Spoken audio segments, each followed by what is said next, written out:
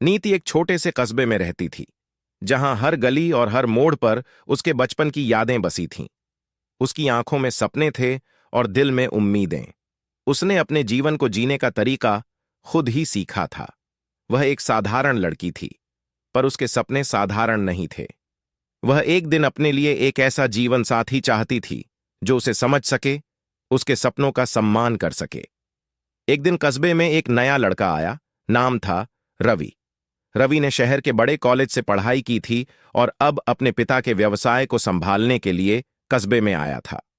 रवि और नीति की पहली मुलाकात कस्बे की पुस्तकालय में हुई। रवि एक किताब ढूंढ रहा था और नीति ने उसकी मदद की।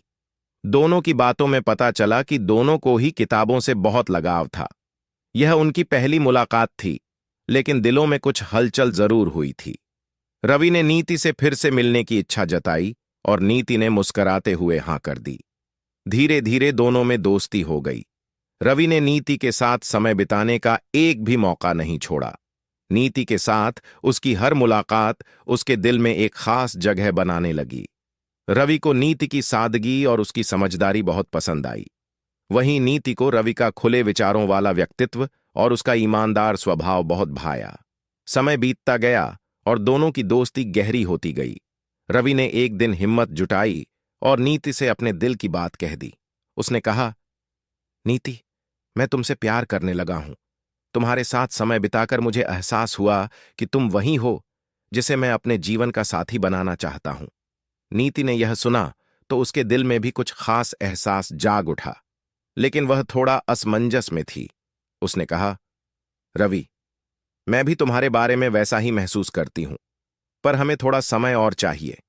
मुझे अपनी जिम्मेदारियों का भी ख्याल रखना है और यह भी देखना है कि हम दोनों एक दूसरे के लिए सही हैं या नहीं। रवि ने नीति के फैसले का सम्मान किया और दोनों ने तय किया कि वे एक दूसरे को और अच्छे से समझेंगे। उनके बीच का प्यार और भी मजबूत होता गया। दोनों ने मिलकर एक दूसरे के सपनों को समझा और यह तय किया कि वे एक दूसरे के साथ हर मुश्किल का सामना करेंगे। एक दिन रवि ने नीति को सरप्राइज दिया। उसने नीति को कस्बे के सबसे खूबसूरत बगीचे में बुलाया, जहां उन्होंने पहली बार साथ में वक्त बिताया था।